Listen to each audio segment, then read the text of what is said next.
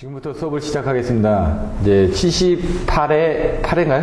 78회 지금 3교시하고 4교시를 설명을 드릴 텐데요. 여기 보시면 3교시 2번, 5번, 뭐 4교시 1번, 3번, 4번, 6번 이렇게 해가지고 한 6개의 문제를 선택을 했습니다. 근데 이제 문제를 선택한 기준들은 뭐 계산 문제도 좀 선택을 했고요. 여러분 보실 때 어떤 부분, 왜냐면 기존에 이제 선택하지 않았던 그런 유형의 문제를 좀 달아보시는 게 좋을 것 같아가지고 선택을 했습니다. 근데 이 안에는 뭐 여러분들이 알고 계시는 내용의 문제들도 있고요. 그래서 어떤 문제를 선택하든 간에 여러분들이 자신 있는 문제를 선택하셔야지만 됩니다. 가장 좋은 건 남들이 선택 안 하는 걸 선택했을 때 더 빛을 봅니다. 점수는 확실히. 그 전에 다른 사람들 보시면요. 다 똑같이 쓰죠. 점수가 비슷비슷합니다. 근데 남들이 선택 안 하는 걸 선택한 사람들이 점수가 더 높더라고요. 그런 부분들이 있기 때문에 근데 이제 자신 있게 쓸 수 있는 걸 해주셔야 되고, 그래서 답안지를 쓰실 때도 여러분들이 자신 있는 것부터 먼저 써서 호감을 줘야지만 됩니다. 여자하고 남자하고 만났을 때 어떡합니까? 그냥 꾀지지하게 가는 게 아니라 좀 뭔가 호감 있게 가야지 그 사람이 뭐 괜찮네 이렇게 하죠. 뭐 지갑도 이렇게 가서 돈도 한번 좀 보여준다든가 카드도 보여준다든가. 요즘은 이제 그런 거 가지고는 안 하는데, 옛날에는 뭐 야타 저 자동차 가가지고 타고 다니면서 그때도 이제 그랬던 것 같은데, 지금 그래서 이 글씨를 깨끗하게 쓴다, 못 쓴다, 이거는 크게 문제되지는 않는데, 문제는 글씨를 깨끗하게 쓰면 점수는 더 좋겠죠. 아무래도 눈에 잘 띄니까. 왜냐면 글씨를 깨끗하게 쓰면요, 그 다음번에 또 채점할 때 지금 채점위원들이 들어와서 채점을 하다 보면 눈에 띄는 답안지가 있습니다. 그리고 여러분들 쓸 때도 여러분의 필기체로 뭔가 이렇게 쓰다 보면 눈에 띄거든요. 그래서 누구는 그러더라고요. 나는 파란색으로만 쓸 거야. 왜 남들 다 검은색으로 쓰는데 파란색으로 쓴다는 건 파란색으로 쓰는 사람은 별로 없거든요. 근데 파란색으로 쓰면 파란색으로만 써야지만 됩니다. 그렇게 해서 써놓으면은 이 파란색이 눈에 띌 거란 말이죠. 그렇게 하시는 분들도 있습니다. 네, 잘 됐는지 그 여부는 잘 모르겠고, 하여튼 글씨를 제가 못 알아보는 사람도 합격을 했기 때문에 이거 뭐라고 쓴 건지 모르겠습니다. 하지만 이제 보면은 이 사람이 뭘 의도하는구나 그걸 아니까 그렇게 해서 답안지를 채점을 해서 문제 없이 다 합격을 했다는 얘기입니다. 그 사람이 지금 여기서 지금 정보통신 또 기사 시험 공부를 하고 있거든요. 그래서 그 글씨도 못 쓰는데, 맨날 저희가 얘기를 했는데 글씨 못 써도 아무런 상관이 없더라고요. 그죠? 본인도 그건 인정을 했는데요. 합격하고 나니까 자기가 그러더라고요. 글씨 못 쓴도 합격하는데 지장 없다. 본인이 얘기를 하고 다닐 정도니까요. 자, 이제 나머지 시간 동안에서 3교시, 4교시를 한번 보도록 하겠습니다. 78회 3교시가 이게 아니고 요거 이중모선 나왔을 때 모선의 정의 25점을 채워야 되니까 여러분들이 여기에서 나왔던 부분은 모선 방식의 종류를 열거하고 각각의 장단점을 설명하셔. 이건 반드시 들어가야지만 됩니다. 근데 모선이 뭐냐? 모선의 정의가 뭐냐?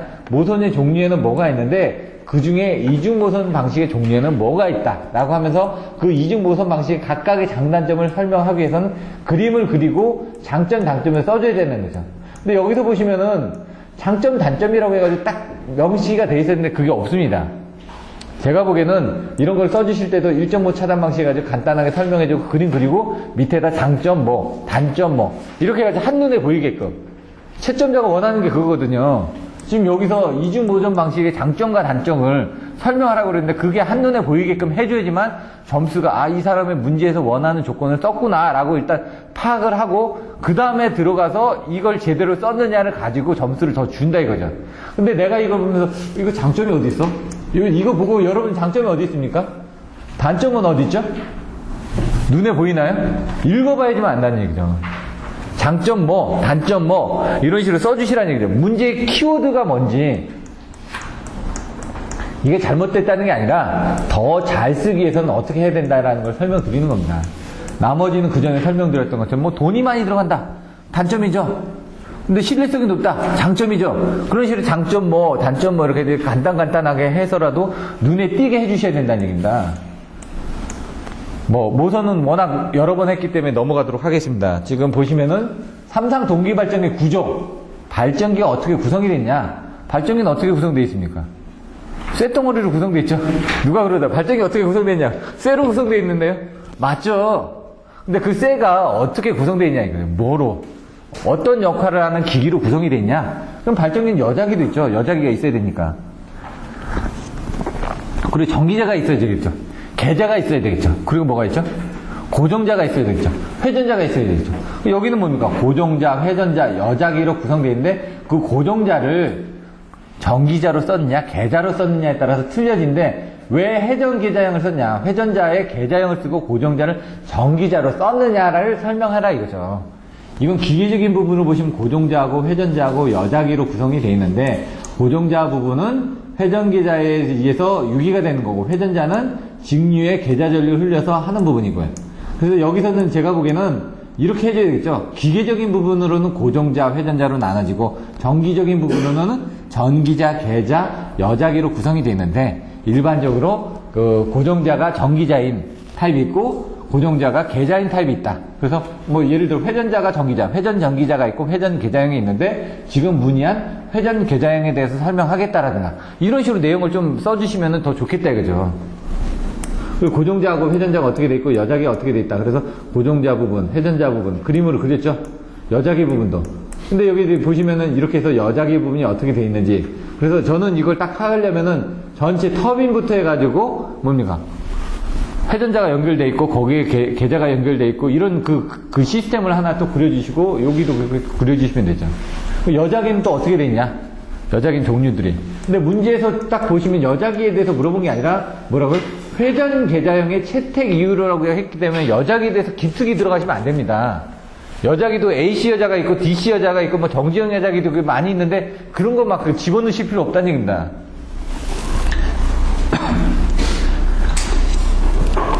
중요한 거는 구조, 동작 원리. 동작 원리가 이제 나와야 되겠죠. 구조는 아까처럼 뭐 전기자, 고정자, 회전자, 계자 뭐 이렇게 나왔으니까 그게 구조가 될 거예요. 동작 원리는 이제 플레밍의 오른손의 법칙이 나와야 되겠죠. 플레밍의 오른손 법칙이 여기서 나왔나 보자 이거죠. 패러데이 법칙하고 그 다음에 플레밍의 오른손 법칙 이 두 개가 나왔다는 얘기죠. 그 다음에 필요한 게 뭐라고요? 제목에서 회전 계자형을 왜 채택을 했느냐 그 이유를 써라. 그 문제에 충실하게 문제에서 요구하는 걸 충실하게 답안지에 제목으로 딱딱 써서 거기다 넣어주는 게 채점자가 이 사람이 그걸 썼다 안 썼다를 보기가 좋으니까요. 그래서 여기 보시면은 회전 계자형 채택 이유 이렇게 가지고 딱 써주시라는 얘기죠. 그래서 회전 계자형은 왜? 계자는 두 가닥만 있으면 되는데 고정자에 두 가닥을 쓰고 회전자에 세 가닥을 쓰게 되면 회전자가 커지니까 불편하니까 계자는 두 가닥이니까 작게 쓰고 고정자는 크니까 거기다 세 가닥을 해가지고 이렇게 쓰겠다. 근데 소형 모터 같은 경우는 반대로 된다. 뭐 이런 내용들 알고 계시면 되고요. 경제성이 크다 이렇게 나와있죠. 저압전류 지락보호에 있어서 보호접지장의 산출 방법. 보호접지장 그럼 지락보호니까 이제 1종이냐 2종이냐 3종이냐 이렇게 나눠지겠죠. 근데 여기서 보호접지장이니까 1종일 때 매돔, 2종일 때 매돔, 3종일 때 매돔, 특3종일 때 매돔 이렇게 갈 수도 있는데 여기서 보시면 접촉 상태에 따른 보호접지 종류 그러면 허용 접촉 전압이 뭐 30V다, 50V다, 60V다 해가지고 그 저압선로의 지락보호에 있어서 보시면은 지락 시 차단할 수 있는 장치를 설치해야 된다. 그게 옛날에 기술 기준 50조였는데 그거에 의해서 전압 부분들이 또 나와 있습니다. 그래서 뭐 ELB를 설치한다든가 그런 내용들이 있으니까 그것들을 쓰는 겁니다. 그래서 허용 접촉 전압이 나와가지고 지금 여기 보시면은 2.5V, 25V, 그 다음 50V죠. 요게 1종, 2종, 3종, 4종 이렇게 돼 있네. 요건 안전 쪽에서 나오는 건데 지금 아까 얘기했던 거는 우리가 얘기했던 거는 접지 저항이죠. 접지장에서 1종, 2종, 3종, 특3종인데 얘는 그게 아니라 전압을 어떻게 인체가 접촉할 수 있는 접촉 상태에 따른 부분으로 해서 1종, 2종, 3종, 4종으로 나눠놓고 그때 전압을 2.5V, 25V, 50V를 해놨습니다. 그래서 이 50V가 넘어가게 되면 위험한 겁니다. 허용 접촉 전압이 50V 이상이 되면은 무조건 지락 시 전로를 차단할 수 있는 장치를 시설해야지만 됩니다. 기술 기준에 나와 있는 내용들. 여기 보시면 1종, 2종 외의 경우로서 위험성이 이런 부분은 전압에 대한 제한이 없다 이거죠. 일반적으로. 그리고 여기 보시면은 수영풀 이런 데는 2.5V로 돼 있다 이거죠. 허용 접촉 전압이. 그런 데들은 이제 접촉 전압이 발생되지 않게끔 뭐 여러 가지 장비들을 해주는 거죠. 여기 얘도 25V네. 2.5, 25, 50V 제한 없음. 보호 접지 방식은 어떻게 있느냐? 여기 1종, 2종, 3종, 4종에서 2.5V, 25V, 50V 제한 없으면 그걸 가지고 1급에서는 이렇게 돼 있다고 하네요. 이런 것들은 안전 쪽에서 나왔던 그런 내용들인데 그걸 같이 한번 봐주셔야지만 됩니다. 발성배전 쪽의 문제라기보다는 안전 쪽의 문제니까. 요거는 뭐 내용들 봐주시면 되고, 보호접지장의 산출. 아까 보시는 것처럼 1급, 2급, 3급이 있는데요. 아까가 또 틀리네요. 여기는 아까 1종일 때는 뭐였죠? 2.5V, 25V, 50V. 그 다음에 제한 없는데 그 1종 부분이 없어졌습니다. 허용접촉 전압이. 그러면서 2종, 3종, 4종에 대해서만 이렇게 25, 25, 50, 100, 100으로 나눠져요. 최대한 뭐 저항은 100오hm 이하가 돼야 된다는 얘기죠. 100오hm 이하가. 그럼 뭡니까? 100ohm은 우리들이 3종이죠. 1종, 2종, 3종에서 100ohm이 하니까 특3종은 10ohm이니까 3종 접지장 이하가 되게끔 이렇게 여기 상급 보호 접지까지 구분이 되고 있다고 합니다. 요 자료에 의하면은 이게 맞는지는 잘 모르겠습니다. 그래서 요 기준으로 해서 외워주시면 될 것 같고요. 이게 또 똑같이 나온다. 그거는 잘 모르겠습니다. 안전 쪽이다 보니까. 이건 송전단 전압과 수전단 전압과의 관계에서 임피던스가 변화됐을 때 전압 안정도를 계산해라. 그래서 요거는 사실 조금 어려운 내용입니다. 전압 안정도를 설명하라고 되어 있는데 전압 안정도가 이거를 계산식을 유도를 해가지고 수전단 전압 계산식을 유도한 다음에 전압 안정도를 설명하라고 되어 있으니까 일반적인 전압 안정도 개념이 아니라 수전단 전압 계산식까지 유도를 해야 되거든요. 그래서 여기에서 수전단 전압을 계산하는 기준이 이와 같이 되어 있다. 콘주게이트를 취하는 부분. 전류에다 콘주게이트를 취하지 않습니까? WR은 뭐 VI 콘주게이트. 그 콘주게이트에서 취해서 여기까지 나오는 부분들, 이게 지금 어려운 겁니다. 여기까지. 요 내용이. 이게 사실은 어디 나면 전력계통공학에 나와 있습니다. 전력계통공학에 이렇게 계산한 수식이 나와 있거든요. 그걸 응용한 겁니다. 그리고 나서 여기 1번에 있던 수전단 전압식을 계산한 겁니다. 그리고 나서 전압 안정도 설명하라고 그랬으니까 전압 안정도는 이겁니다, 사실. 전압 안정도만 따로 설명을 하는데 여기 지금 수전단 전압 계산식을 계산하라고 하다 보니까 그게 이제 어려웠던 겁니다, 사람들이. 전압 안정도는 이겁니다. QV 컨트롤, 아니 PV 컨트롤입니다. QV 컨트롤은 어떻게? 이렇게 되죠? 이렇게 되는 게 QV 컨트롤이죠. 하나의 전압 P에 대해서 두 개의 전압을 가집니다. 이렇게. 이쪽하고 두 개의 전압을 가지죠. 만나는 지점이. 두 개의 전압을 가진데, 얘도 보시면은 얘가 지상이고요. 이게 진상입니다. 0.1%에서. 진상을 올려주면 어떻게 됩니까? P가 더 늘어나지 않습니까? 여러분들은 어떻게 알았죠? 콘덴서에서도 0.1을 올려주면 늘어나지 않습니까? 얘도 그거하고 똑같은 부분입니다. 그래서 여기 부분은 여기다 좀 추가로 해야 될 게 여기는 안정된 부분이다. 여기는 불안정한 부분이다. 이런 내용들 좀 추가를 해주셔야 되고요. 지금 그런 그림이 빠졌으니까. 그리고 거기에 이제 QV 곡선 같은 것도 옆에다 하나, PV 전압 안정도지만 QV 곡선 같은 것도 같이 옆에 비교를 하기 위해서 하나 정도 더 그려줬으면 좋겠고요. 이런 식으로 좀 더 보완을 해주셨으면 좋겠다는 얘기죠. 그리고 여기서 보시면 최대 수전 전력을 해가지고 여기 부분이 안정한 부분이고 여기 부분이 불안정한 부분이다. 이렇게 나와있고 여기에 지금 이렇게 돼 있죠. 근데 요 곡선 위에서도 표기를 해서 좀 표기를 해줬으면 좋겠다 이거죠. 밑에 말고. 여러 번 노출해주면 줄수록 좋으니까요. 밑에 없는 건 아닙니다. 여기도 다 있습니다 지금. 근데 여기에 설명이 없다 보니까 여기에도 설명을 해주시고 밑에 가서 또 설명을 더 해주시면 좋겠다 이거죠. 네, 더 내용이 조금 부족하죠. 제목이 뭐냐면 전압 안정도를 설명하시면 되는데 수전단 개납식을 유도하고 전압 안정도를 설명하시오. 수전단 전압이 여기까지 나왔습니다. 전압 안정도 여기까지 나왔습니다. 전압 안정도가 왜 생기고 전압 안정도가 뭐고 이런 거는 없지 않습니까? 전압 안정도가 뭔가요? 여기 내용이 없죠. 그러니까 2번 할 때 전압 안정도의 정의. 그래서 이 전압 안정도는 이렇게 돼 있고 그 전압 안정도를 하기 위해서 이렇게 돼 있고 전압 안정도의 악화 요인은 뭐 때문에 기인한 거다. 그래서 이런 내용들도 조금 더 추가를 해줬으면 좋겠다 이거죠. 원래 이제 전압 안정도만 물어보는 문제가 그렇게 나오거든요. 전압 안정도의 악화 요인이 일병입니다. 일정 소비 전력의 변화, 병렬에서는 고장 이런 걸 유인해 가지고 발생하는 부분이거든요. 전압 안정도가. 그게 이제 그 전압 안정도 2번인가 3번인가 그랬습니다. 아까 225문제에. 그래서 그런 키워드를 가지고 여러분들이 같이 봐주시면 됩니다. 아까 보셨던 거죠. 이렇게 되면은 부하 부분은 어떻게 된다? 이렇게 된다. 쭉. 말단에 부하가 집중되어 있는 경우의 그림이다 이거죠. 그럼 이렇게 돼 있다고 하더라도 여러분들이 자료에 한 번 더 그림을 그려주시라는 얘기입니다. 손실계수는 뭐다? 어떤 기간 중에 평균 전력 손실이 최대 전력 손실에 의한 배분율이다. 그래서 여기 보면 최대 전력 손실 IM 자승 RT죠.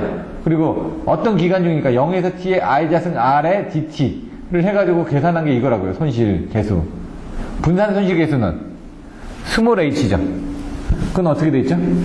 요 손실 계수가 어느 정도 분산되어 있는지를 보는 거다 라고 돼 있죠. 그래서 분산 손실 계수가 좀 어렵다고 그랬죠. 아까 제가 얘기했듯이 손실 계수는 어느 기간 중 같은 기간 중 전력 이렇게 전력의 자승 이렇게 해가지고 전류의 재고 이렇게 해서 표현하기가 쉬운데 분산 손실 계수는 설명하기가 좀 힘들다고요. 근데 여기 책에서는 제목이 뭐였습니까? 분산 계수를 구하시오. 이건 분산 손실 계수를 구하라는 얘기거든요. 손실 계수가 뭔지 정의를 하고 부하율은 예를 들어 여기서 부하율, 분산 부하율, 손실 계수, 분산 손실 계수. 아침에 배웠던 것처럼 그렇게 나가셔도 됩니다. 근데 이 분산 손실 계수는 뭡니까? 요 그림이 있어야죠. 여기 아침에 보셨던 것처럼 부하가 분산되어서 접속된 분산 부하의 배전선의 옴선. P는 이렇게 돼 있다. 부하가 말단에 집중되어 있을 때 여기 보시면 옴손실이 있었죠? 옴손실이 있었고 변압기 손실이 있었죠. 13장에서. 이 옴손실에 대해서 설명하면서 PM은 I자승 RL인데 H는 I자승 RL에서 그거분의 1에 여기 0에서 L에서 이게 들어가서 요거 없어진다고 그랬죠. IX 부분이 여기 없어지고 잠깐만 이게 RL이 라지알로 써놨네. 여기 R자가 빠졌네. 여기 R자가. 예? I자승 RL이면 여기 I자승 RL이 있어야 되겠죠. 그래서 R이 RL이니까 여기 R로 바뀐 거죠, 지금. 그렇게 돼야 되겠죠. 부하율과 손실계수의 관계, 기억나시나요? 1. 이건가요? 이건가요? 1번인가요? 2번인가요? 2번. 2번에 여기까지 표시를 해줘야죠. 그리고 여기 뭐죠? F인가요? F자승인가요? F자승. F고, 그 다음에 뭐죠? H. 그 다음에 뭐죠? F자승. F자승. 그 다음에 뭐? 제로. F가 뭐라고요? F가 부하율입니다. H는 뭐라고요? 손실계수입니다. 분산 손실계수는 스몰 h입니다. 이거 주의하셔야만 됩니다. 나중에 이런 것들 용어를 부하율 F 평균 전력 최대 전력 부하율은 평균 전력 최대 전력인데 뭐라고요? 얘는 손실이니까 여기 평균 전력이라고 했는데 전류의 제곱이라고 했죠. 얘는 뭐라고요? I만 쓴다고 했죠. 제가 부하율에서는 I만 쓰고 여기 갔을 땐 I 자승을 쓴다고 그랬죠. 손실계수 들어갔을 때 그게 또 틀려진다고요. 손실계수는 부하 곡선에 따라서 틀려진데 이렇게 해서 나중에 쭉 되면 1F, H, F자승 0 이게 돼 있고 일반적으로 알파 F 플러스 1-알파의 F자승에 비율이 있다. 여기도 수식이 있었는데 이건 외우기 힘들었으니까 제가 여기까지는 무조건 써야 된다고 말씀드렸고요. 여기까지는. 요거는 0.1에서 0.4 정도 되는데 잘 모르니까. 그래서 여기 말단으로 갈수록 증가하는 부하분포에서 분산 손실계수인데 왜 빼먹었습니까? 그게 중요한 건데. 이게 답이 나와야 돼요. 얼마라고요? 답이? 예? 15분의 8. 이게 맞습니다. 15분의 8. 15분의 3, 15분의 5, 15분의 8. 기억하고 계시라고요. 근데 얘가 말단 쪽으로 왔으니까 15분의 8이죠. 그럼 평등한 부분은 15분의 5라고요. 그럼 왼쪽으로 쳐지는 거, 그건 뭐니까? 15분의 3인데 그게 어떻게 된다고요? 5분의 1이 되는 거고, 가운데 있는 거는 15분의 5니까 3분의 1이 되는 거고, 옆으로 가는 건 15분의 8이고요. 그 다음에 이게 가운데하고 이렇게 삼각형으로 되어 있는 얘는 뭐라고요? 예, 2, 3, 60. 60분의 23. 이렇게 외우시라고요. 2, 3은 6. 외우기 쉽지 않습니까? 원자력 발전, 플루토늄 생산. 아까 얘기했죠? 아까하고 똑같습니다. 플루토늄은 어떻게 만든다고요? 아까 천연 우라늄을 쓰든, 그 다음에 농축 우라늄을 쓰든, U235를 쓰든, U238을 써가지고, 그게 어떻게 됩니까? 핵반응을 일으켜서 중성자하고 충돌이 일어나면서 플루토늄 P239가 생성이 된다는 얘기죠. P239. 이게 U238에다 중성자를 쪼이면 U239로 변하고 이 U239가 넵튠 239를 거쳐서 플루토늄 239로 변한다고 합니다. 근데 이 플루토늄 239 부분은 어떻게 하라고 사용 후 핵혈류에도 이런 부분이 남아있다는 얘기입니다, 지금. 다 쓰고 남아도 뭔가 남아있다는 얘기입니다. 그래서 거기서 재처리를 통해서 다시 끄집어낸다는 얘기입니다. 근데 그걸 이제 보통 이제, 사용 후 처리를 하게 되면 한 50% 정도는 끄집어낸다고 하는데, 플루토늄은 우라늄은 한 50%까지 빼낸다고 하는데, 우라늄을 다 쓰지를 못하니까, 플루토늄은 아까 좀 0.01%니까, 얘네들이 원자를 얼마나 돌리면은 이 용량에서는 핵연료를 뺄 거 아닙니까? 핵연료 교체하면서 거기서 정제 과정을 거치면은 플루토늄이 몇 g이 나올 거 아닙니까? 그럼 그 g이 가지고 있는 폭발력이 있을 거 아닙니까? 그걸 가지고 얘네들이 핵폭탄을 몇 개 만들 수 있다. 그렇게 얘기를 하는 겁니다, 지금. 자, 그래 U238에 중성자 N을 더하게 되면 이게 붕괴가 되면서 넵튠이 되고 그게 플루토늄이 된다. 이걸 써놓은 거고. 핵연료 주기는 얘가 좀 잘 돼 있습니다. 그 책에 있는 건 동그랗게 이렇게 그려져 있습니다. 이걸 동그랗게 그린 걸 그냥 이렇게 좀 보기 좋게 했는데 채광 빼내는 겁니다. 빼내고 나서 재련 가는 거죠. 갈아서 거기다 이제 변환을 해가지고 그 안에서 농축을 시킵니다. 천연우라늄은 이게 약하기 때문에 그걸 농축을 시켜가지고 그거를 성형해서 가공한 다음에 발전을 시킨다 이거죠. 그러면 여기 그 발전에 들어가기 전 단계까지가 업스트림을 해서 선행 핵 연료 주기가 되는 거고요. 발전이 끝나고 나면 냉각을 시킨다면 어떻게 합니까? 폐기를 시키는데 냉각하고 난 다음에 왜? 얘가 온도가 크니까 이걸 냉각해서 폐기를 하기 전에 재처리를 해가지고 재가공을 해가지고 다시 변환해가지고 돌아오면 이게 후행이 된다 이거죠. 돌아오는 부분을. 이렇게 돌아오는 부분은 후행이고 얘가 먼저 가는 부분이고 얘가 다시 돌아온다 해서 후행이라고 되어 있는 겁니다. 다운스트림. 요 그림이 잘 그려져 있어서 책에 있는 겁니다. 책에 있는 건 동그랗게 이렇게 해놨거든요. 동그랗게 해놔서 옆으로 가는 걸 해놨습니다. 그래서 처음에 그걸 봤을 때 했는데 요거 이렇게 보면은 좀 더 눈에 잘 띄죠. 선행은 채굴을 한다는 거예요. 땅에서 채굴하거나 아니면 그 안에 땅굴 파가지고 채굴하거나 아니면 그 겉에서 파느냐 안에서 파느냐 그 얘기고요. 재련은 여기 보시면은 채광을 해놓고 나서 녹여가면서 뭐 이렇게 끄집어내는 겁니다. 거기서 뭔가를. 철광석 같은 건 또 어떻게 하냐. 갖다 놓으면 녹이죠. 녹이면 어떻게 합니까? 쇳덩어리만 뜨는 겁니다. 흙은 녹고. 그럼 온도를 높게 해가지고 그 쇳덩어리만 뜨는 거를 위에서 뜬 거를 걷어내가지고 거기서 불순물을 없애고 산소를 집어넣어가면서 왜냐면 철광석을 녹이려고 하니까 돌하고 쇳덩어리하고 같이 들어있는데 그걸 녹이려고 하다 보니까 어떻게 합니까? 온도가 높아져야 되겠죠? 그러니까 이제 산소 공정이 필요한 겁니다. 저 포스코 같은데 쇠 만드는 데 가서 보시면 철광석을 가져가지고요. 산소를 막 불어넣습니다. 그리고 옛날 보시면 검 같은 데 만드는 데 보시면은 막 발로 이렇게 하면서 온도를 계속 높이지 않습니까? 그러면서 딱, 땅땅땅 해놓고 담그고 땅땅땅 하고 이거 재련을 또 하죠. 또 이렇게. 옐로우 케이크라는 게 바로 그겁니다. 재련을 통해서 불순물을 제거한 다음에 남겨져 있는 거. 옐로우 케이크라는 게. 어느 정도 만들어진 거죠. 그걸 가지고 이제 변환을 해서 이게 얼마 정도에 이렇게 들어가 있는 부분을 농축을 해가지고 기체로 변환해가지고 거기서 이걸 높인다고 합니다. 농축가스를 넣어가지고 가스 진환을 해가지고 U235를 고농축으로 이렇게 바꾼다라고 돼 있는데 요거는 잘 모르겠습니다. 저도 농축은. 성형 가공은 아까처럼 여기다 집어넣는 겁니다. 핵연료에다 집어넣어가지고, 왜, 봉 안에다, 펠릿 안에다 넣어가지고 보시면 그 위에 막 이렇게 있죠? 꽂는 것들. 길다란 젓가락 같은 거 막 이렇게 꽂지 않습니까? 그게 핵연료가 되는 겁니다.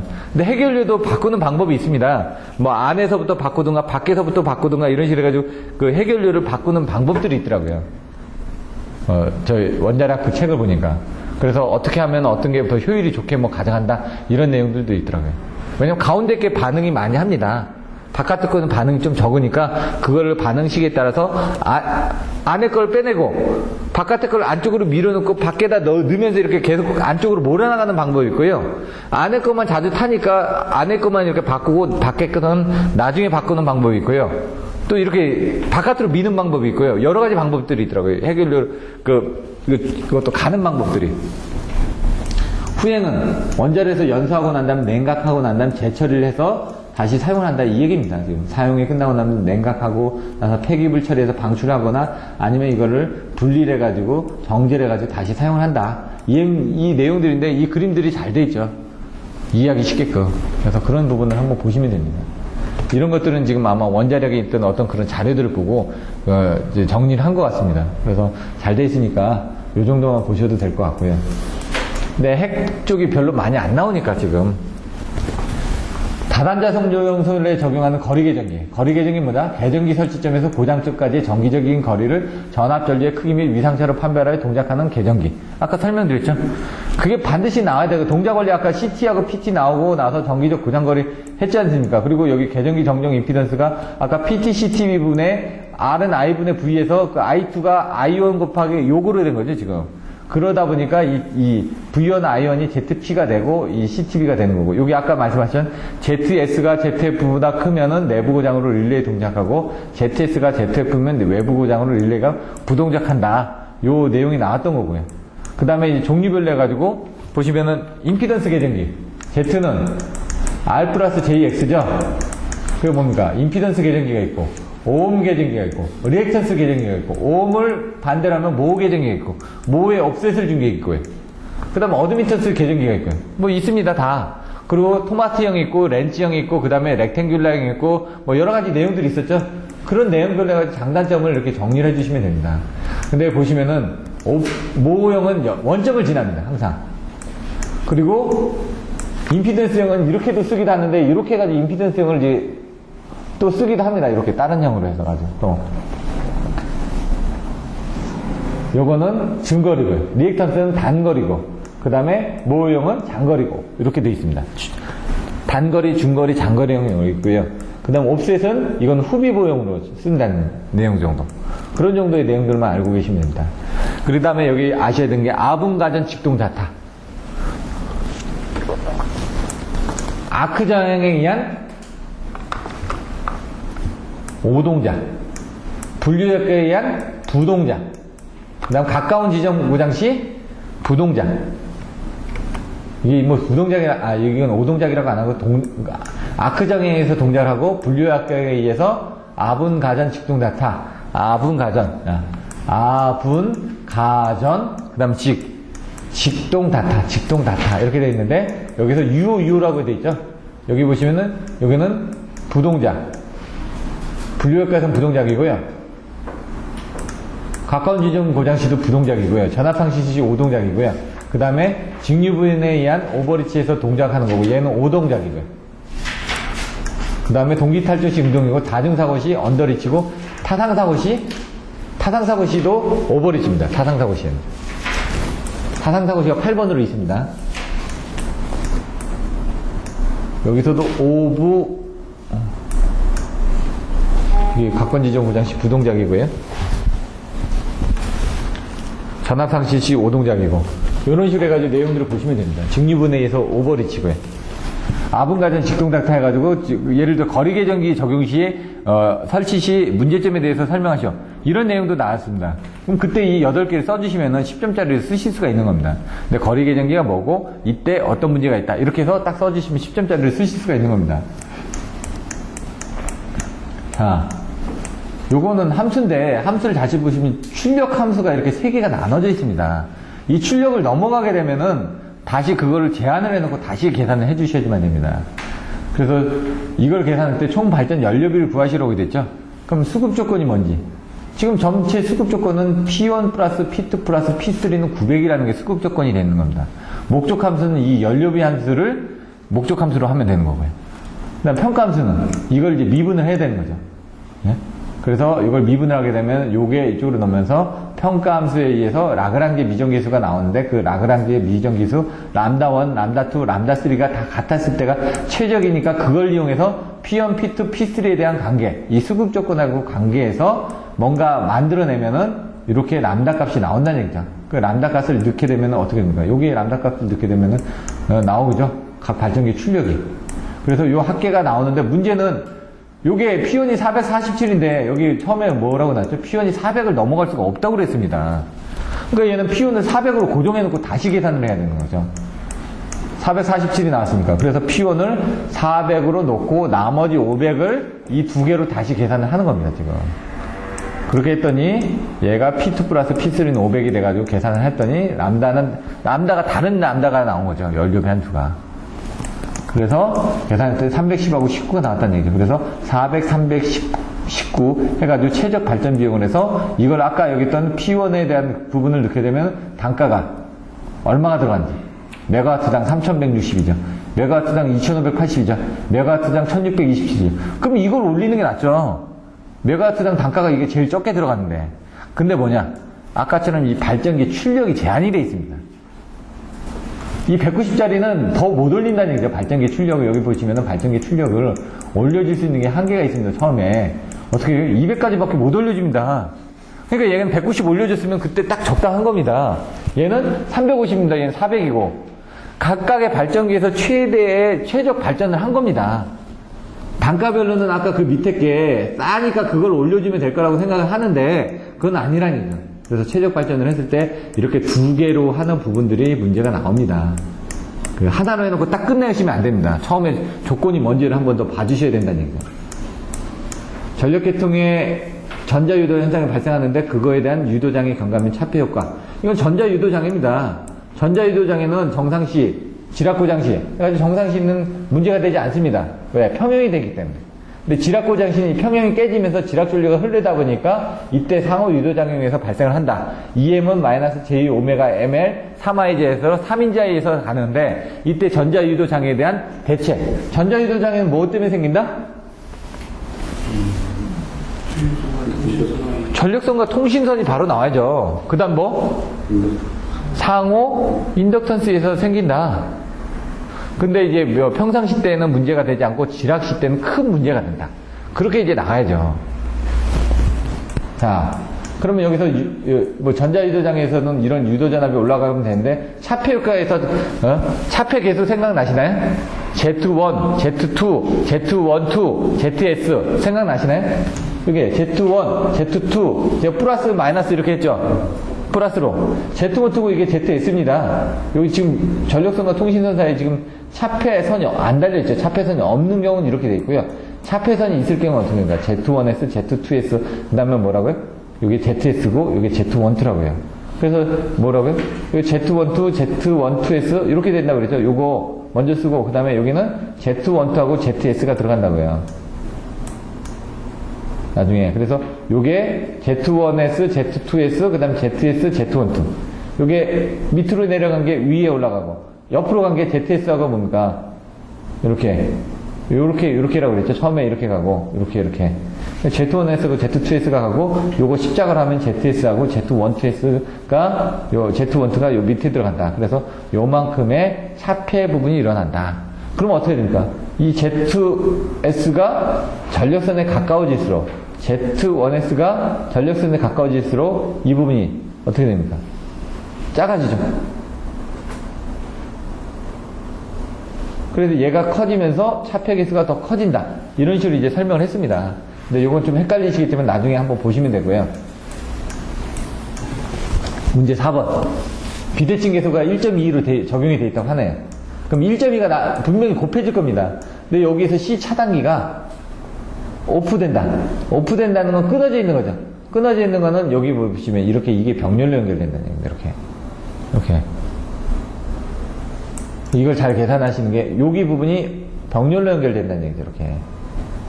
병렬로. 근데 이제 나중에 보시면 차단기의 좌측 우측에 따라서 틀려집니다. 좌측 우측. 그 중에 큰 거를 보시면 되죠. 큰 거를. 얘는 895, 얘가 720이니까 그 중에 큰 값을 해가지고 큰 값을 써주면 된다. 얘도 그걸 했을 때 양쪽에 큰 값을 써주시면 된다. 이렇게 가서 보시면 됩니다. 둘 다. 그렇게 된 거죠. 단거리 송전솔 내의 송주선 간의 전압 강화를 유효전력과 무효전력을 사용하여 유도하고 단거리 송전솔로입니다. 그럼 이제 단거리 송전솔을 그림을 그려주셔야 되겠죠. 딱 RL만의 회로. 그럼 단거리 송전솔로 그림이 나오면 뭐가 나옵니까? 이거 나오지 않습니까? 근데 이게 나오기 전에 뭐라고요? R과 L만의 회로에 대한 등가회를 그려주고 벡터들을 그려주고 등가회로하고 벡터도가 나와야지만 됩니다. 여기 등가회로하고 벡터도가 있나요? 들어있죠. 분명히 등가회로하고 벡터도 들어있죠.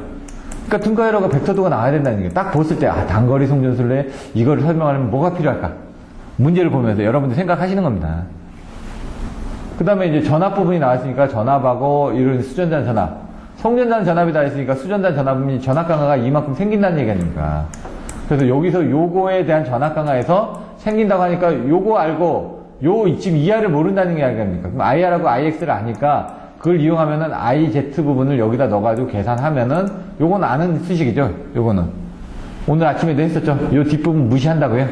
무시해서 전압 강화는 이렇게 된다고요. 그래서 PR, QX 부분으로 해서 정리하는 거 나온다고요. PR, QX로 해서 계산하는데 그때 아까 P하고 Q 부분이 0률로 계산이 됐죠. 1PR에 0.9니까 0.484 PU로 되고 345니까 그거 넣어가지고 계산하면은 VR이 거꾸로 해서 뭐가 나온다. 근데 0.074는 나올 수가 없죠. 그러니까 0.926이 나는 거죠. 이건 어떻게 했냐? 2A분의 마이너스 B 플러스 마이너스 B제곱 마이너스 4AC. 이겁니다, 지금. 이건 근해 공식. 근해 공식으로 해서 이 방정식에서 근해 공식을 쓴 겁니다. 마이너스 1인데 그거에 마이너스 B니까 1이 된 겁니다. 그래서 근해 공식을 이용하니까 이게 나왔다는 얘기죠. 그래서 요 PU로 계산했기 때문에 3, 4, 5에 대한 PU니까 이렇게 떨어졌다는 얘기죠, 지금. 요 근해 공식 들어가고 이런 부분들이 조금 헷갈렸던 거고 실질적으로 뭐냐? V분의 PR 플러스 QX라는 이 수식을 이용한 겁니다, 이게. 단거리 송전술에서 이거 증명하는 거 시험 문제 나온다고 그랬죠. 요거 부분만 중요하게 생각하시면 됩니다.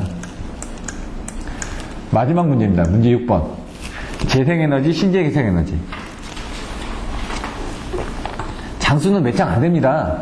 근데 이 안에 보시면 여러 가지 내용들을 나중에 더 써먹으실 수가 있다는 얘기죠. 여기 보시면 재생, 신재생. 그러니까 신에너지가 있고 재생에너지가 있는데 지구온난화를 극복할 수 있다.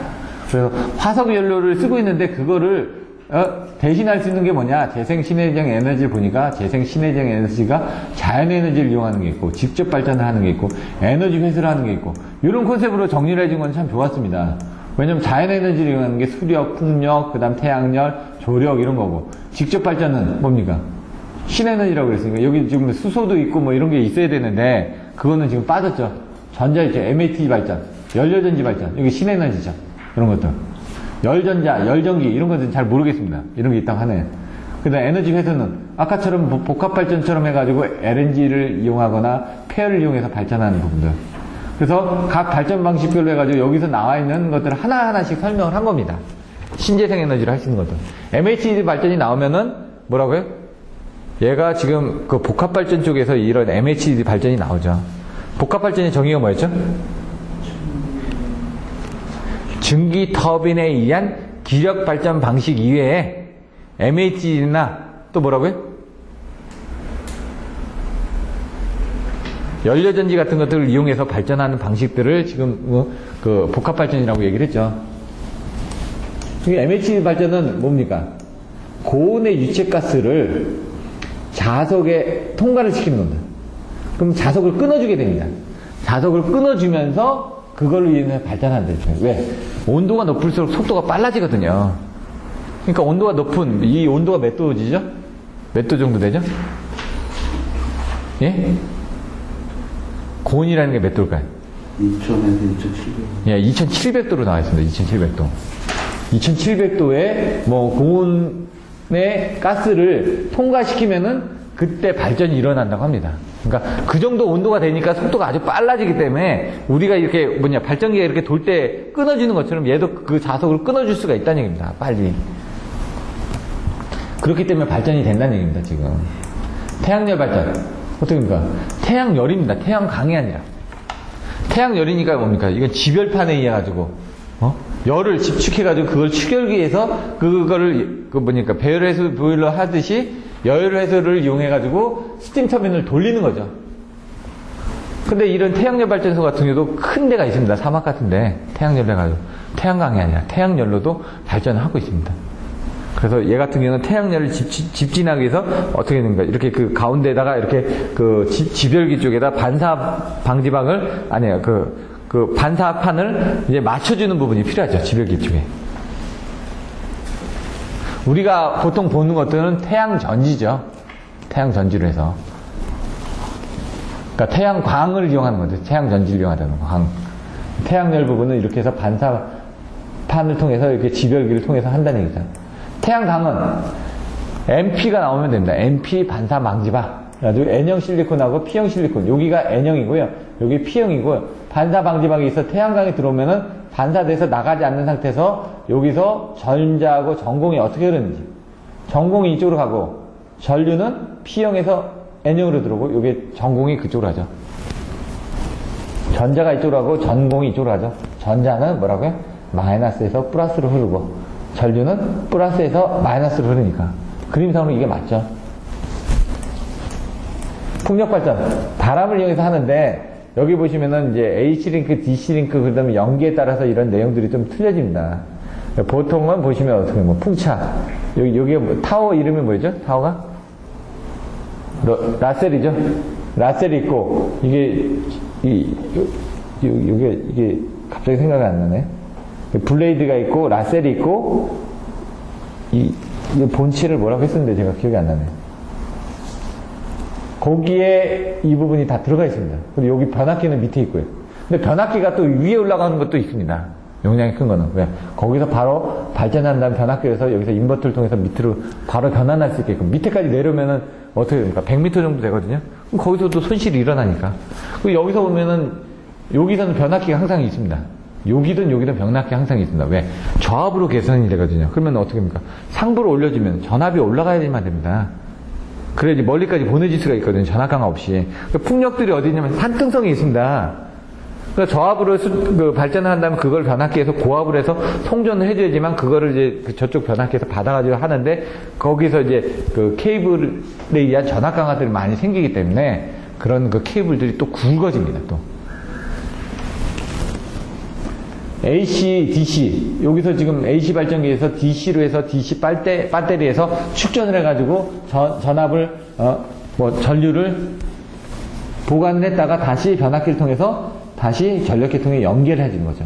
근데 이 변압기 없이 바로 AC로는 바로 발전한 걸 우회해가지고 바로 보내줄 수도 있다는 얘기입니다. 그래서 이걸 연결을 하는 타입에서 어떻게 연결되어 있느냐에 따라서 내용이 틀려진다는 얘기입니다.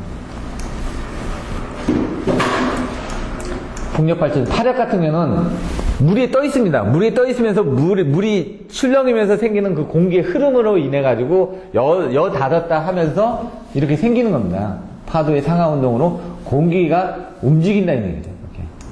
이렇게 보시면 되고요. 조력은 물이 들어왔다 나갑니다. 이걸 창조, 낙조라고 되어 있습니다. 창조, 낙조. 나중에 보시면 창조가 뭐고 낙조가 뭔지 나와 있습니다. 나중에 그런 것들도 알고 계시는데 창조 부분은 어딘지, 이제 바다 쪽에서 들어오는 게 창조인지 아니면 육지에서 나가는 게 창조인지. 제가 기억하기로는 낙조라는 게 떨어지는 개념이니까 그 육지에서 바다 쪽으로 나가는 게 낙조고 창조라는 게 그 이쪽으로 들어오는 게 창조라고 들었던 것 같은데 그건 한번 다시 확인이 필요합니다. 어떤 개념으로 확실하면 잡아주면 됩니다. 창조용, 낙조용 해가지고 조력 발전도. 지열 발전 같은 경우는 뭐냐? 온천이죠, 온천 한마디로. 그 온천이니까 물이 뜨겁지 않습니까? 그 뜨거운 물을 가져다가 바로 그 증기를 이용해가지고 바로 돌리는 거죠. 뜨거운 물을. 연료전지, 아까 얘기했죠. 수소하고 산소가 반응했을 때 역반응을 이용하는 겁니다. 여기 보시면은 배열해수 보일러가 있는데 계질가스를 통해서 연료전지에서 수소하고 산소, 원래 이제 물을 전기분해했을 때 그때 뭡니까? 에너지가 발생하는 거거든요. 근데 수소하고 산소를 반응시켜가지고 그때 이제 에너지가 발생하는 부분을 수소하고 산소하고 반응해서 물이 됐습니다. 근데 물을 사실상 전기 분해를 해가지고 수소하고 산소라고 분해를 하는데 그때 전기가 들어가거든요. 근데 거꾸로 뭡니까? 수소하고 산소를 뭉쳤으니까 그때 이제 분해할 때 생겼던 그 전기 에너지가 거기서 나온다는 얘기입니다. 거꾸로. 그래서 그 전기 에너지를 받아가지고 그거를 쓰겠다는 얘기입니다. 대신 이때는 이제 계질가스가 있어야겠죠. 수소하고 이런 것들을 정확하게 좋은 가스로 해줘야 되니까 그걸 연료 계질장치에서 천연가스나 이런 데서 들어와가지고 계질가스에서 넣어가지고 연료전지 분체에서 아까처럼 그거를 그 반응을 시켜가지고 반응을 하고 나면은 열도 나오고 그때 전류가 나오니까 그 전류를 이용해서 쓰겠다는 얘기입니다. 해양 온도차 발전 같은 경우는 심층하고 밑에하고 온도 차이가 발생하기 때문에 그 온도 차이를 이용을 해가지고 발전을 하겠다는 얘기입니다. 그 온도 차이가 그렇게 높지는 않겠죠. 20, 30도 정도. 근데 그걸 이용해서도 충분히 터빈을 돌린다고 합니다. 대신 출력은 작겠죠. 왜? 그 정도의 온도를 올릴 수 있는 부분이. 이렇게 해가지고 전체적인 내용을 설명드렸습니다. 다음 시간에는 80회를 합니다. 80회까지만 하고요. 이 80회에 대한 문제를 어떻게 쓸 건지는 한번 보시면은 비오사바르 법칙, 베르누의 정리, 카르노 사이클. 요건 지금 ABC 4단자 정수고요. 요건 어드민턴스 행렬이고요. 그 다음 차단계 동작 제문, 콘덴서, 그 다음 765, 그 다음에 요거는 뭐 낸드 부분은 뭐 이런 부분이 필요 없을 것 같고요. 10번도 됐고. 발전기 간혹 출력 곡선 앞에서도 나왔는데 또 나왔죠? 직류송정 계통. 이게 HVDC 쪽이고, 주파수 유지. 여기서 앞에서도 1번에 나왔던 주파수 유지하고 비슷한 내용 아닙니까, 지금. 운전제 방식. 수차 회전속도 결정 방법. 이때는 좀 발전 쪽이 좀 많이 나왔습니다, 발전 쪽이. 수차 회전속도 결정 방법. 이런 것들은 25점짜리 나옵니다. 그리고 단권면 합계 장단점. 미소 외란한 정도, 과도한 정도. 미소 외란한 정도가 뭐라고? 이게 정태한 정도라고, 이게. 요 계산 방법, 케이블 접속식, 직선 접속, 스톱 접속, 종단 접속, 이런 것들. 거리 계전 방식 또 나왔네요? 요 전에 나왔는데? 그래, 거리 계전 방식 중요한 게 계속 나옵니다. 아까 이 앞에 나왔는데 또 나왔죠, 지금? 다른 방식으로. 말단의 초기 또 나왔습니다. 여기서 뭐라고요? 분산 부하율, 분산 순식했어. 예? 공진 부분 나왔고, 여자 시스템에서 PSS 나왔고, PSS도 나올 때가 됐습니다, 지금. 그리고 중성점 접지 방식. 귀약 표준파형 해가지고, 지금 피레기 VT, 곡선. 하고, 일기문제. 이것도 지금 앞에서 보시는 거하고 똑같은 문제 아닙니까? 위상과 곡선을 구려라. 이러고. 여기 지금 등면접법 아닙니까? 앞에 나왔던 문제가 또 나온 겁니다, 지금, 4교시. 단락절 유구하는 건, 이건 조금 틀려졌죠. 이건 ZF로 이제 돼 있는 건. 화석을요, 이것도 조금 어려운 거고. 전압 안정도. 또 나왔죠. 계통의 안정도 향상 대책. 고주파. 변압기. 이건 6번에. 전력계통. 단락전류 저감. 이렇게 나왔습니다. 안정도 쪽하고 지금 뭐 보시면은 앞에 거하고 좀 유사한 부분이 많이 있습니다. 그래서 여러분들이 80회까지만 하고 그 다음에 이제 관연도 문제로 들어갈 건데, 관연도 문제로 나머지 부분도 여러분들이 100일에부터 거꾸로 해가지고 내용들을 좀 살펴보셔야 될 것 같습니다. 오늘은 이만 마치도록 하겠습니다. 수고하셨습니다.